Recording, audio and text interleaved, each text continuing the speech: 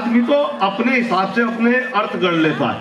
वो एक आदमी का नाम सराय में रहता है यहीं पे, उसका नाम है गोपी। उसे इतनी हिंदी आती है, इतनी इंग्लिश जितनी हरियाणा वाले को आनी चाहिए। गोपी का मतलब उसे पता है जा, और हिंदी में पी का मतलब उसे पता है पी। उसकी पत्नी ने पूछ लिया, बोले तुम रोज क्यों पीते हो? बोले लोग कहते हैं गोपी।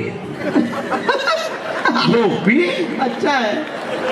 बोले कल क्यों पी क्या है? बोले डॉक्टर साहब ने कहा था दवा दारू लो। दवा तो सुबह ले ली थी शुगर की। फिर शाम को, बोले शाम को सवाना के मित्र मिल गए। बोले उससे एक दिन पहले क्यों पी के आया? बोले वैद्य जी ने कहा था देसी इलाज करो। बोले वैद्य जी ने ऐसा क्या इलाज बताया? बोले वैद्य जी ने कहा आज वाइन लो। आज वाइन समझ आ रही है? आज वाइन लो। बोले उससे एक दिन पहले क्यों पी के आया? बोले तेरे बच्चों की वजह से। मेरे बच्चों ने कब कहा तुम पी कर आओ? बोले भाग्यवान, दिवाली नजदीक थी, बच्चों को रॉकेट छोड़ना था, घर में खाली बोतल नहीं थी। कितना सोचता है व्यक्ति बच्चों के बारे में। तालियां बजा दो यार। कोई बात नहीं, बच जाएंगी तालियां, कोई दिक्कत नहीं, ये पहुंच जाए। बोले उससे एक दिन पहले क्यों पी के आए? तेरे पिताजी की वजह से। मेरे पिताजी ने कब कहा कि तुम पी कर आओ? बोले देख भाग्यवान, जब हमारी शादी हुई तेरे पिता ने तेरा हाथ मेरे हाथ में देते हुए कहा अब लड़की तुम्हारी हुई, तुम दोनों मिलकर घर बार संभालो। घर तो तू संभाल ही रही है। हमसे भी पूछते हैं नागर साहब, बोले ये कवि लोग पीते हैं? ये नहीं पीते, मैं कहता हूँ पीते हैं। अच्छा, ये इशारा होता है आयोजकों को कि अभी व्यवस्था करनी है। समझदार होंगे तो समझ जाएंगे। हमसे भी पूछते हैं साहब लोग, बोले आप कभी भी पीते हैं? मैंने कहा यार पीते तो हम भी हैं, लेकिन हम जो पीते हैं वो आपके बस की नहीं है, क्योंकि भले ही मद में रहते हैं मगर हम हद में रहते हैं।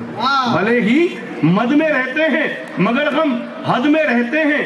परिंदे आसमां पर भी जमी की जद में रहते हैं। हमारी उनसे बनती है जो अपने कद में रहते हैं। उन्हें जनता से क्या मतलब वो जो संसद में रहते हैं। 4 मिनट और मुझे बर्दाश्त कर लीजिएगा, मैं समय सीमा का पालन करूंगा, क्योंकि मैं भी एक टीम का हिस्सा हूं, तो मेरी जिम्मेदारी अधिक बन जाती है कि मैं भी उस समय का ध्यान रखूं।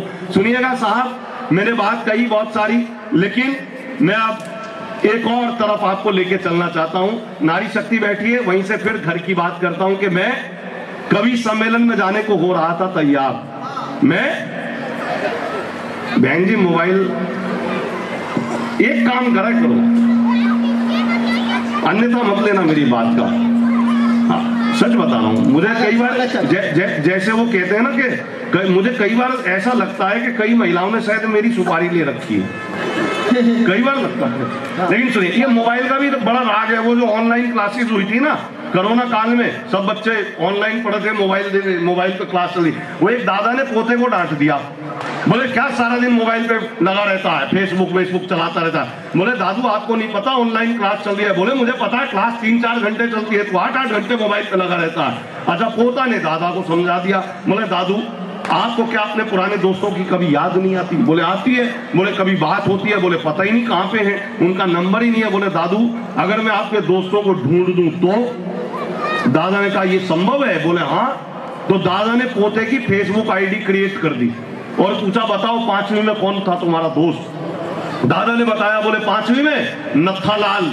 अच्छा, NIT में पढ़ता था। बोले और? बोले रामलाल। अच्छा, वो पोते ने वो सर्च की, नत्थालाल नाम के कई आ गए, तो उसने कहा दादू पहचानो? तो पहचान गया। बोले हाँ यही तो है पगड़ी वाला। इधर पोते ने दादा की तरफ से उधर रिक्वेस्ट भेजी, उधर नत्थालाल का पोता भी बैठा था, उसने तुरंत रिक्वेस्ट एक्सेप्ट कर ली। ऐसे ही पोते ने दादा से पूछा, बोले दादू बताओ 6वीं 7वीं 8वीं 9वीं तक के वो सारे दोस्त ढूंढ दिए। अब दादा को इंटरेस्ट आने लगा, बोले यार फेसबुक है तो कमाल की चीज। पोते से बोले देखिए 10वीं में इमरती और कैलो भी पढ़े थी। ये प्यार को डिफाइन कर रहा था एक दिन एक लड़की के सामने, कह रहा इंप्रेशन जमा दूं। लड़की ने कहा, बोले चेतन चर्चित तुम्हारा प्यार के बारे में क्या कहना है?